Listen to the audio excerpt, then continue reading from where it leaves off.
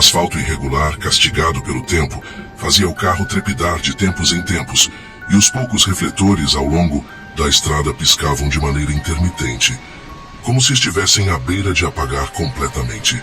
Ele estava voltando de uma longa e cansativa viagem a Teresina, onde havia passado o dia resolvendo questões de trabalho burocráticas e desgastantes. O céu estava negro como breu, sem um único raio de luar para iluminar o caminho. A ausência de estrelas tornava o horizonte ainda mais sombrio, dando a sensação de estar imerso em um vazio infinito. A estrada, ladeada por densas árvores retorcidas e um matagal alto, parecia sufocante e deserta. Nenhum outro veículo à vista, nenhum farol distante rompendo a escuridão. O silêncio era quase absoluto, interrompido apenas pelo ronco constante do motor e pelo som dos grilos e cigarras ocultos na vegetação. O cheiro do mato úmido, misturado com a poeira da estrada, entrava pela pequena fresta da janela aberta e um vento morno soprava de vez em quando, balançando as copas das árvores e criando sombras dançantes no asfalto. João tentou afastar a sensação incômoda de que algo o observava dali de dentro da mata, mas não conseguia se livrar do arrepio gelado que subia por sua espinha. Com o farol alto cortando a escuridão espessa, João seguia em um ritmo constante, os olhos fixos na estrada à frente, mas sentindo as pálpebras pesadas pelo cansaço. A viagem solitária, o som monótono dos pneus deslizando sobre o asfalto e o ar abafado dentro do carro criavam uma sensação quase hipnótica. Ele esfregou o rosto com uma das mãos, tentando espantar o sono, e aumentou o volume do rádio, mas nem a música parecia afastar aquela estranha inquietação que começava a se instalar no peito. Foi então que, ao passar por um trecho próximo ao município de Santa Rita, algo fora do normal chamou sua atenção. Os postes de luz ao longo da estrada começaram a piscar de forma irregular, lançando clarões fantasmagóricos que projetavam sombras longas e distorcidas no asfalto. Primeiro, João pensou que fosse um problema elétrico comum, mas logo percebeu que o fenômeno parecia acompanhar o avanço do carro, como se a escuridão estivesse se movendo junto com ele.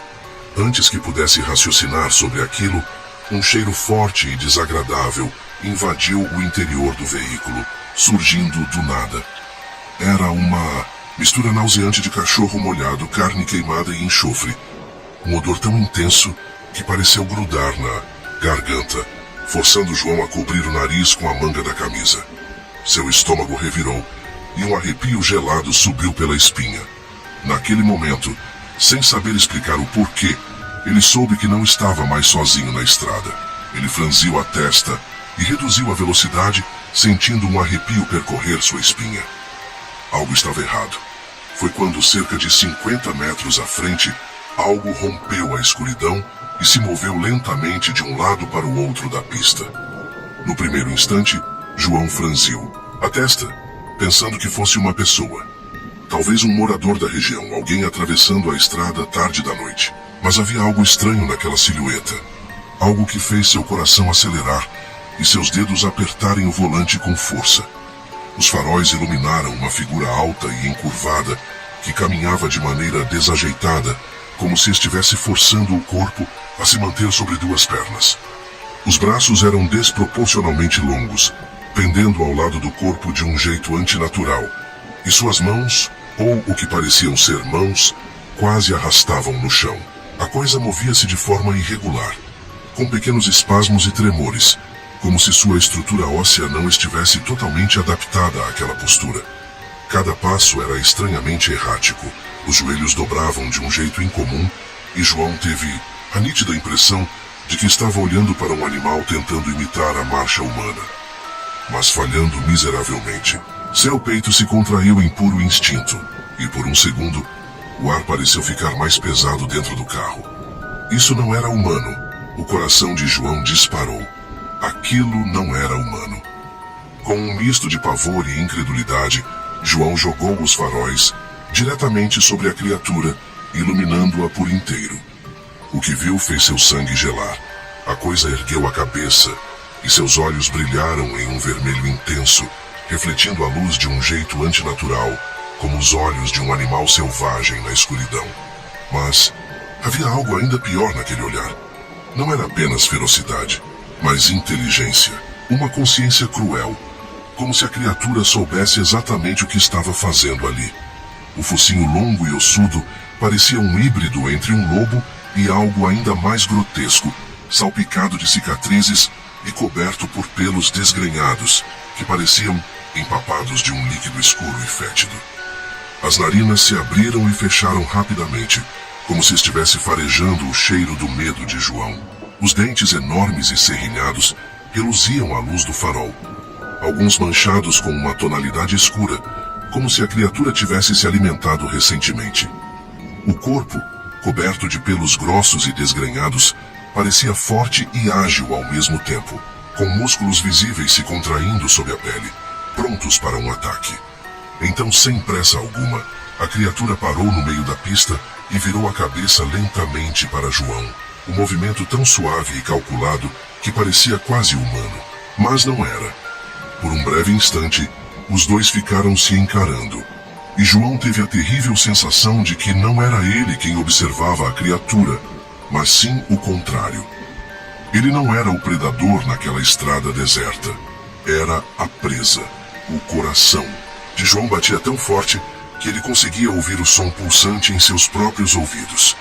Um instinto primal tomou conta de seu corpo, e sem pensar duas vezes, ele esmagou o pé no acelerador. O motor rugiu, e os pneus cantaram contra o asfalto, lançando pequenos fragmentos de pedra para trás, enquanto o carro disparava para frente.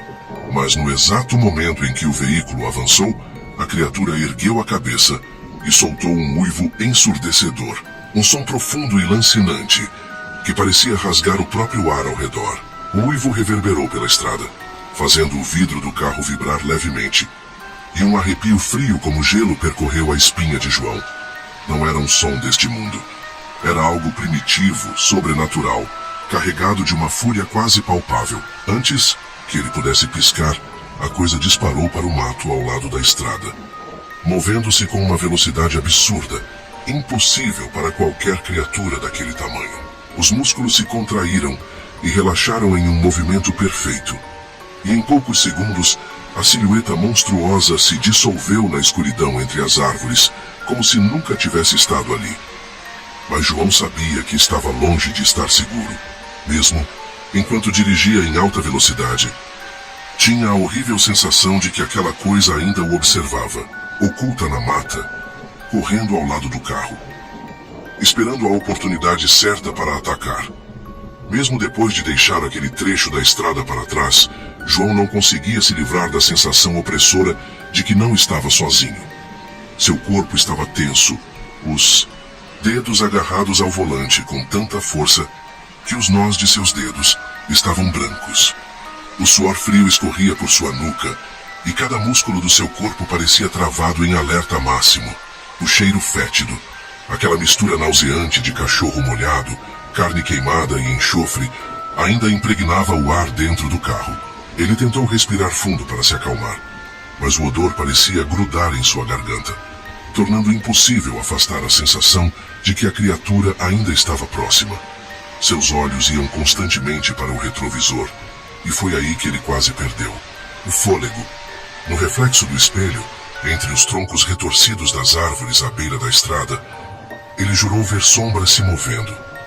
No começo, pensou que fosse efeito do farol passando pelo mato, mas então percebeu que as sombras se deslocavam rápido demais, como se algo estivesse acompanhando seu carro, escondido entre as árvores. Seu peito se contraiu de puro terror. Aquilo ainda estava lá. O carro já estava a mais de 100 km/h, mas a sensação de perseguição não diminuía. Ele sentia um instinto primitivo gritando dentro dele, dizendo para não parar de jeito nenhum, porque se parasse talvez nunca mais saísse dali vivo. Ele só se sentiu seguro ao chegar a um posto de gasolina, onde encontrou um frentista idoso. Ainda tremendo, contou o que viu. O homem apenas balançou a cabeça e disse: "Você viu o que não devia?"